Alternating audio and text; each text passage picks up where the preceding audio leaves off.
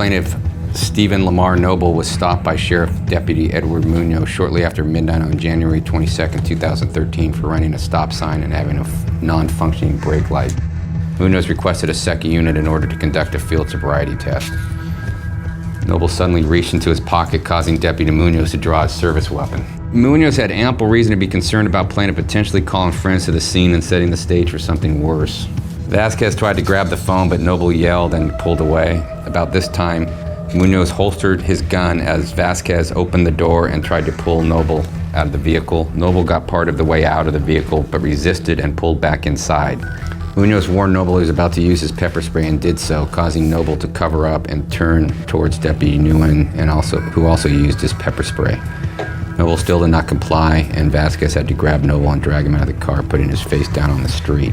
Noble still continued to struggle, and Munoz and Nguyen both struck Noble with their closed fists to gain compliance and apply handcuffs.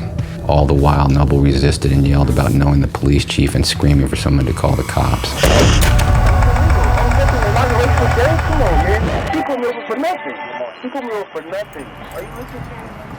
Swipe the key. There we go. So talk to us a little bit about Lamar. This is your oldest child? This is my mom's oldest child. You are? The oldest son. That's right.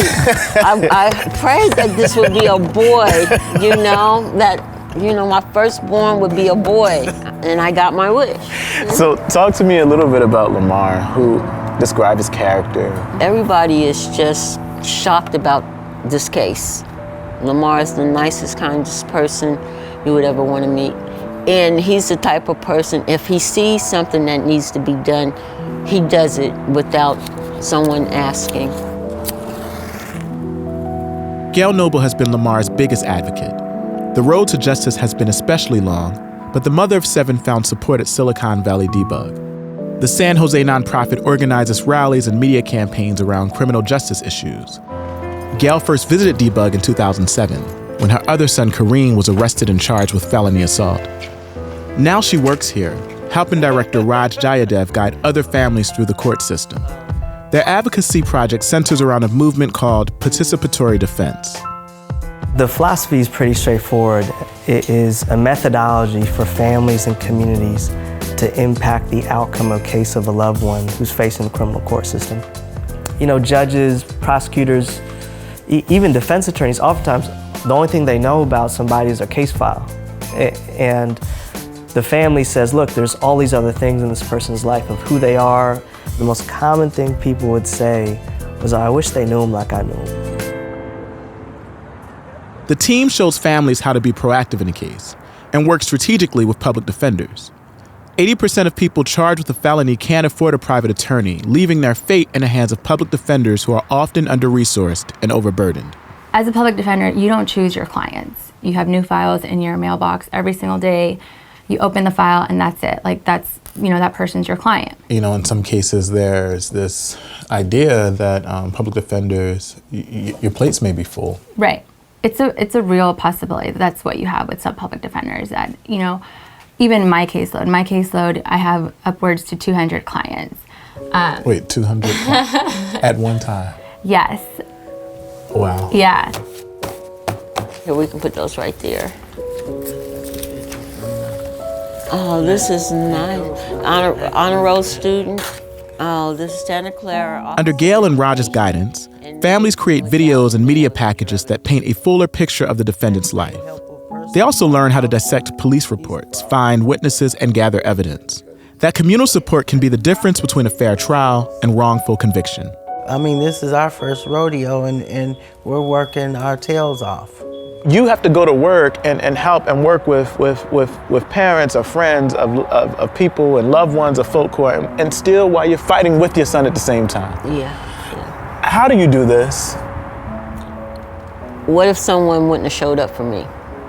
If you have the thoughts and the knowledge to sit down and help somebody that you were once in that same position, how could I not show up? Because, I'm sorry.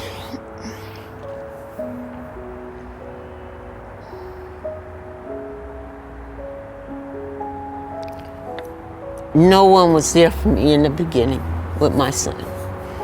And so I know what it felt like not to have anyone. So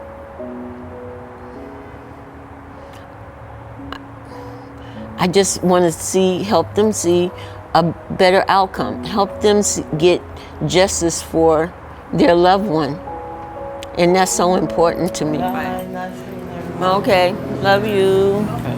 See you. You went 42 years without ever going to jail. What was going through your mind? Pissed off. I ain't supposed to be in jail, you know? I mean, some people don't really care about, I mean, I cared because I didn't want to be in jail. I got a daughter, you know, I can't be a role model and I'm going to jail. I mean, I went to jail because, you know, I don't even know why I went to jail that night, to tell you the truth. Lamar's case began when he was pulled over in 2013 for allegedly running a stop sign. With D-Bug's help, he fought for a year and a half to obtain the dash cam footage. It shows a deputy pointing his gun and pepper spraying Lamar, and then shows Lamar being pulled out of his vehicle and the officers punching him on the ground. He was charged with resisting arrest, a misdemeanor punishable by up to a year in jail and a $1,000 maximum fine. He was also charged with possession of marijuana while driving, a minor infraction. Lamar says the officers used excessive force and pled not guilty to the resisting arrest charge. He's also filed a civil suit against the sheriff's department. We reached out to the Santa Clara County Sheriff's Office, but they had no comment about Lamar's cases. So shit, I was right about here. Like right here in this area. Mm-hmm. On the ground. On the ground. Yep. Yep. Why might your fight for justice be helpful for some others in your community? Man, so you won't be afraid to stand up. More than 90% of criminal defendants plead guilty and settle before trial, often because the time and resources required to fight a charge are more than he can sacrifice. But Lamar wants his day in court. The criminal case is still pending, but today is a lawsuit mediation when Lamar will try to settle with the sheriff's department. But first, Lamar and Gail are headed to their civil attorney's office, where they'll meet Raj and go through the case one last time. What's up, buddy? How are you, man? Good to see you. I mean, it's a disturbing case in light of like a lot of things that have been happening in society, and you know, it's one of these cases that to me is important because these are everyday events, you know, with people. You know, there's 5 or so different violations of the Constitution in Lamar's case. You know, there's the First Amendment case for retaliation for voicing criticism of the police. There's the Fourth Amendment illegal search and seizure. There's the Fourth Amendment excessive force. There's a lot of different constitutional claims. The case revolved around whether a police officer has a right to tell you to put away your cell phone during a traffic stop. You pulled out your phone, and what did he say? He didn't say anything, but then he told me to get off the phone, and I said, no, I'm not getting off the phone until you tell me where you pull me over. And so he got agitated and then pulled his gun out and told me to get off the phone then. I said, no. His attorney said he's lucky he didn't get shot. Mm-hmm. That was like my first public defender. Yeah. It's finally time for Lamar's mediation. The back and forth of these meetings can be grueling with the team expected to be here all day. But Lamar and Gail are up for it. What do we need to do to keep the light in our young people's eyes? What do we need to do to stop the patterns of injustice impacting the communities that you're organizing with? We have to show up for these things. It's another thing to sit back and talk about, you know, Black Lives Matter, profiling and all of that, but you have to be active in the community to make change, you know? We just have to show up, you know? And I just think that's so important. Lamar settled his civil suit, and despite the pending criminal trial, this is a major triumph in what has been a 3-year battle for his vindication. D-Bug says they've saved defendants over 2,500 years of possible jail and prison sentences. And they're hopeful Lamar's case will join that long list. But what happens if you don't have dash cam evidence or a gal on your side, especially in places like San Jose, where reports have shown police use force in most resisting arrest cases? With so much focus on police in cases of excessive force, many tend to forget the role prosecutors play, especially considering how much power and resources they have compared to defense attorneys.